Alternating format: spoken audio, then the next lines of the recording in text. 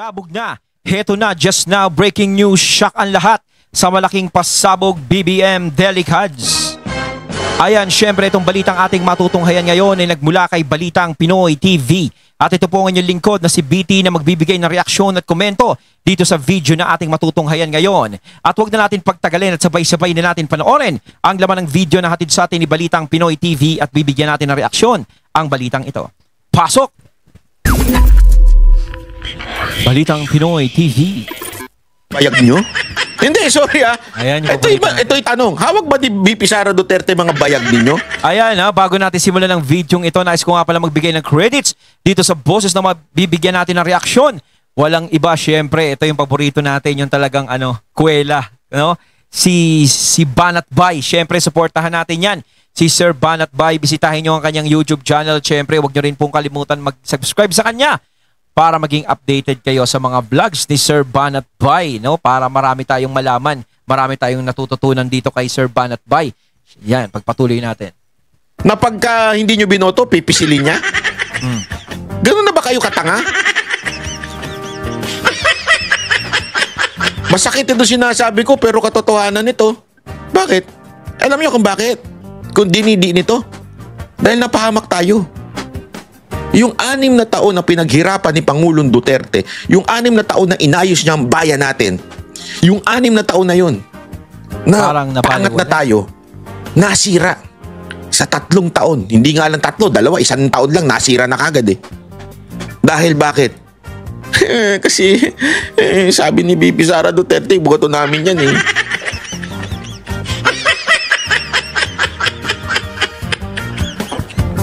Oh, sino ngayon na napahamak? Si Sara Duterte lang ba? Sagot ka kayo.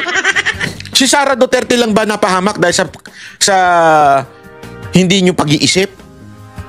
Hindi. Kumbaga talaga kung iisipin mo, wala na eh. Huli na rin ang lahat talaga. Wala na rin tayong magagawa. Nandyan na. Kumbaga masakit isipin yung mga pagkakamali na nagawa ng mga panahon ng eleksyon. Diba? Kumbaga, sinasabi nila ng iba if I could only turn back time. Paano kaya maibabalik ang panahon? Damay ang buong bansang Pilipinas. Damay ang lahat ng mga Pilipino. Damay ang lahat ng mahal natin.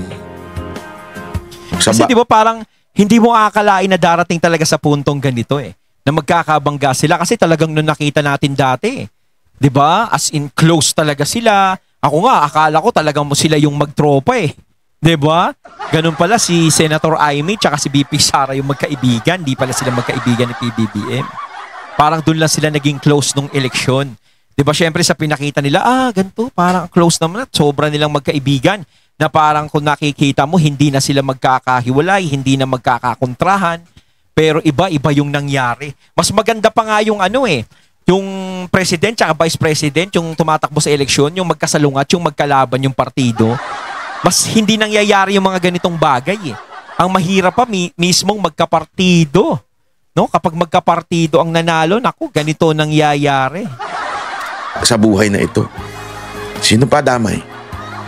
Ultimong nag-ayos ng bansa natin na si Pangulong Duterte na damay dahil sa pagkakamali ng mga bumoto kay Marcos. Ayun. At isa pa, yung mga ginawa ni PRRD para puksain ang pinagbabawal na bisyo, kumbaga naging mali pa sa paningin nila. Yun pa yung naging mitya at naging dahilan para ipananggalang kay PRRD para madala siya sa ICC. Diba? Yun yung ginawang dahilan. Na alam naman natin na malaki din na itulong ka sa taong bayan nung ganun. Diba? Halos natahimik, halos naging ligtas, lahat ng mga adok-adok ay tumino, natakot sa ganun. Diba? Yun naman ang importante, yung magkaroon ng takot. Kasi kung hindi magkakaroon ng takot, diyan magsisimula ang pang-aabuso. Diba? Kaya tama yung ginawa ni PRRD. Naging ligtas nung mga panahon na yun.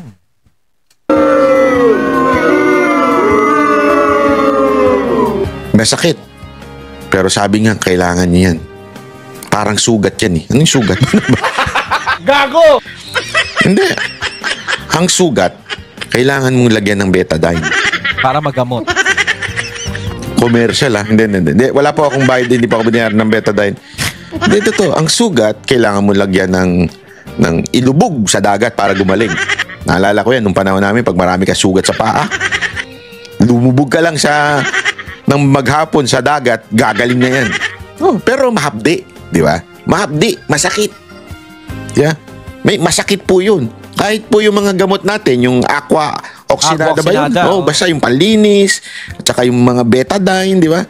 Pagka nilagyan mo yung sugat, talaga mapasasaktan. Lalo yung kailangan alcohol. mong masaktan. Para matuto ka. Alam mo, may kwento nga dyan eh. Di ba? May kwento ng isang may sakit. Sabi niya, nagpakonsulta siya sa doktor. Sabi naman ng doktor, kailangan ka talagang operahan at tanggalin niyang bato. Sabi, Dok, masakit ba yan? Sakto lang. May anesthesia naman, pero mararamdaman mo pagkatapos mo ng anesthesia. Hindi ba pwedeng may anesthesia? Pero masasaktan ka pa rin talaga, sabi niya. Sabi naman ng doktor, don't worry. Be happy. It hurts, but it will not harm you. Ano ibig sabihin nun? Minsan yung gamot, masakit talaga. Yung solusyon, masakit. It will hurt you, but it will do you good. At it will not harm you. Hindi, kumbaga itong nangyari kasing to, no, yung naramdaman ng taong bayan, yung kung pagpalagay natin, nagkaroon sila ng maling desisyon. Lahat tayo, is nagsisilbing leksyon na sa atin yun. Yung maling desisyon na yun. Kumbaga hindi na mawawala sa isip siguro yun. Hindi na siguro makakalimutan at alam na nila yung gagawin sa susunod. 'Di ba? Kaya nga sinasabi ko, mas maigi na mag-obserba muna tayo bago tayo pumisil ng isang politiko na kumakandidato. Hindi yung dahil sa kilala siya, hindi dahil sa popular siya. Dapat hindi ganon. Dapat mas pag-aralan natin na sino ba to? Ano ba to? Nung politiko to, ano bang nagawa niya? Nung nanunungkulan siya? O kung hindi man siya politiko, tatakbo siya, is ano bang ginawa nito nung hindi pa siya politiko? 'Di ba? Dapat ganon marunong tayong mag-obserba. Kasi kung hindi natin o-obserbahan lahat ng politiko, at magre-rely lang tayo sa mga sinasabi nila kapag eleksyon, yung mga pinapangako nila, aba, talagang magaganda talaga. Talagang mamamangha ka sa mga pinagsasasabi nila. 'Di ba? Lahat naman ng politiko ganun na maganda yung sinasabi, pero bihira sa kanila yung talagang tumutupad doon sa sinasabi nila. Kaya doon tayo mamimili, no? Doon tayo mamimili, doon tayo mag-oobserba. Kaya ako sinasabing paulit-ulit itong budol issue. Siguro malamang sawang-sawa na kayo. Kasi marami sa atin, nababasa ko, nakikita ko, umuulit na naman. Yun lang. Umuulit na naman. Inaaraw-araw nyo na. Nabudol na kayo noong 2022. Yakap pa nga kayo Ang dami dyan, ang dami. Ang dami dyan na umalis sa channel ko. Oh, ang dami.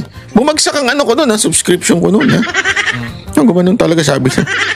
Bakit? Kasi hindi kami pumayag doon sa unit A hindi nga pala. Nanindigan kami. Ayaw namin na unit A Ayaw ni Presidente Duterte yan. Daming umalis. Daming galit na galit. Pinagmumura ko. Mga kaibigan ko ito na mga supporter talaga ng Duterte. Akala naman nila hindi ko nababasa yung post nila. Galit na galit sila. Puta, talagang mura-murahin nila ako.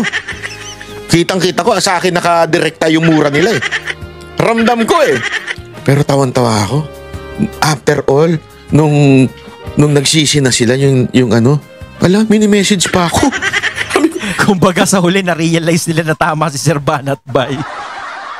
Kaya ako, kay Sir Banat Bay na lang din ako makikinig. Hindi. Yung sinasabi ko, si Sir Banat Bay kasi, malamang ko, syempre, nag-oobserba yan Iba talaga yung taong nag-oobserba, mas maraming nalalaman. Kaysa yung nakikinig lang tayo, nakikita lang natin. Kung ano yung nakikita sa mata natin, yun ang pinaniniwalaan natin, yun ang mahirap. Diba? Huy! Pagkatapos mo akong mura-murahin, pagkatapos mo akong galit-galitan, may message mo ako ngayon. Hindi, wala namang problema sa akin yun Tama ka pa. Sa matter of fact, nung pagbalik ko nga sa Japan, nung nalaman, nung na-realize na ng mga taga-Japan na nabudol sila, yumayakap na sila sa akin, Banat Bay, sana nakinig kami sa'yo. Mga ganun-ganun na sinabi ko naman kasi sa inyo Kumbaga sa giya ng mga pag matatayang kabayo, sundan na lang natin yung giya ni Sir Banat Bay. Para hindi tayo maligaw. Kaya nga, sana lang. Okay, I'm wishing you na this time, huwag yun namang ulitin na. Yun lang. Hindi ko nga alam bakit yung iba dyan naging Iminatics. Meron po ba akong follower dito na Iminatics? Sige nga, ano nga kayo dyan, magkomento nga kayo kung kayo ay Iminatics. Ipaliwanag ninyo sa akin. Hindi, sige. I'll be fair. Reaction lang ako. Nire-reactionan ko lang yung mga, yung mga balita dito sa politika. I will answer you kung bakit mali yung iyong pananaw. Isulat mo nga dyan kung bakit Iminatics ka. Sige na. Kung hindi ka naman Iminatics, isulat mo rin dyan. Banat ba nabudol ako noon pero ngayon hindi na ako magpapabudol. I didn't want impeachment. Lahat ng kakampi ko sa Kongreso hindi nag-file ng impeachment complaint. Yung mga nag-file ng impeachment. So ibig mo sabihin lahat ng kakampi mo, si Romualdez di mo kakampi. Yung anak mo. Ibig sabihin, sila ng mga pumirma, hindi kakampi yun. Parang ang labo naman kasi. Natutusin kasi, no? Yung impeachment yan kay VP Sara, kung talagang ayaw mo talaga yan. 'Di ba? Kayang-kaya mo yan, kayang-kaya mong pigilan yan eh. Siyempre, ikaw yung pinakamataas sa PRRD nga, 'di ba? Kayang-kaya niyang swetohin, kaya niyang pigilan eh. 'Di ba? Yung kung si Lenny Robredo ba i-impeach niya, hindi.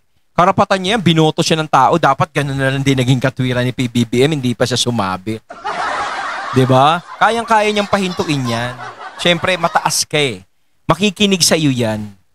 Kaso nga lang, yun nga lang ang nangyari na hindi niya napagdesisyonan na ganun. Hindi siya nagkaroon ng desisyon na ganun. Hindi mo kakampi. Budol talaga to. yung anak mo nga yung naghain nun eh. Mantakin mo ha. I think, correct me if I'm wrong, 4 yung impeachment. Tinalunan yung 3. yung anak niya, isa sa pumirma talaga. Isa din siya bumalak pa. Tapos kung ano yung ihinain ng anak mo, yun ang pumasa. Sasabihin mo ngayon, yung mga kaalyado mo hindi nga pumirma. Pasimuno yung anak mo. Budol talaga to. Ang bihira to. Ay, nakakarindi talaga yung bunganga nitong presidente na to. Complaint, hindi mo masasabing kaya kong utusan o pagsabihan na ito yung gagawin mo. So, why do I have to keep explaining that I did not want to impeach? Kasi Wala po, na. budol ka. Para sa akin, wala na. Nangyari na. Nandyan na eh. Di ba? That's the truth. Why do you have to keep on explaining it? Kasi your words, hindi nagre-resulta into action. Kaya pinaulit-ulit. Kaya nga sabi ni Claire, di ba? Ulit. Yun yung talaga nagiging kulang kay PBBM eh. Yung sinasabi niya, hindi nagagawa. 'Di ba? Pero kung dapat kasi yung sinasabi is yun ang magagawa. Kaya yun yung nakikita ng tao sa kanya. Yun ang nagiging pula sa kanya. Na dapat talagang iwasan at baguhin niya na ngayon talaga. No, meron pa siyang 3 years para bumawi at patunayan talaga yung sarili niya eh.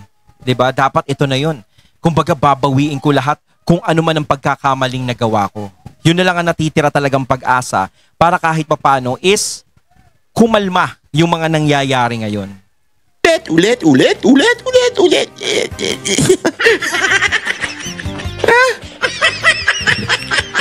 Lakas mong basag ni Sir Banat pa eh. Wag mo kasing isalita lang. Kung talagang ayaw mo, pagalawin mo ang mga tauhan mo sa Kamara at saka sa Senado. Di ba? Pwede. Wala ewan ko. Pathological liar talaga itong presidente natin. Puro kasinungalingan ng para bagang nasanay na siya magsinungaling ever since. Sa bagay, sabi nga nila, ang kapatid ng magnanakaw ay Hindi nyo alam yun? Yung quotation na yung kapatid ng magnanakaw ay Nai-speechless ako kay Sir Banat ba? Di kayo. Mali ang iniisip nyo. Ang tamang sagot dyan, kapatid ng magnanakaw is snatcher.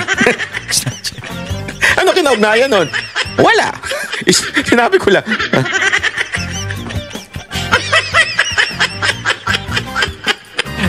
may malang, may masabi lang. Ay, nako. Wait lang ha. Ba't bumalik ka pa? Dapat dyan ka na nagtagal. Saan namang basa? Teka na dyan. Diyan na kayo nag-party-party. Ba't bumalik ka pa? Walang nag-aantay sa'yo dito. Ayaw ka na namin. Ang bira ka naman, oh. Pabalik-balik pa. Sino man nagsabi sa'yo bumalik ka dito? Sino may sabi sa'yo may gusto pa sa'yo dito? Ang bira, oo. Tago. Parang ano sa nangyayari ngayon, parang gusto ko na lang makinig kay Banat Bay. may speechless ka talaga eh. Kumbaga, kung ikaw yung magre-reaksyon sa boses niya, sa mga sinasabi ni Sir Banat Bay, hindi ka talaga makakapagsalita. Parang gusto mo lang talagang makinig sa kanya ng makinig. Ganun din nangyayari sa akin. Parang gusto ko lang siyang pakinggan. Tapos, matatawa ka kung ano yung sasabihin niya. Kasi kwela siya eh. No, may laman lahat ng sinasabi niya. May matututunan ka, may anon. Pero talagang matatawa ka rin. Di ba? Sus! Sus! Ay nako, alam nyo mga kababayan, talagang hindi kaya ano eh. Alam nyo ba kung paano nanalo si Pangulong Duterteng presidente? Amidst na siya ay isang taga Mindanao, siya ay isang mayor lang, amidst na hindi siya nanggaling sa isang malaking political family. Lumaki na lang sila ngayon. Pero dati, sabi nga niya, di ba, bugoy lang. Ayun, at ating natunghayan ng video na nagmula kay Balitang Pinoy TV at syempre natunghayan natin ang boses na yun na binigyan natin ng reaksyon. Walang iba kundi si Banat Bay. Ayan, syempre supportahan natin yan. Kayo mga katunay, anong masasabi nyo tungkol dito? Comment lang po kayo sa comment box. So once again, I'm BT and I'm out. Peace.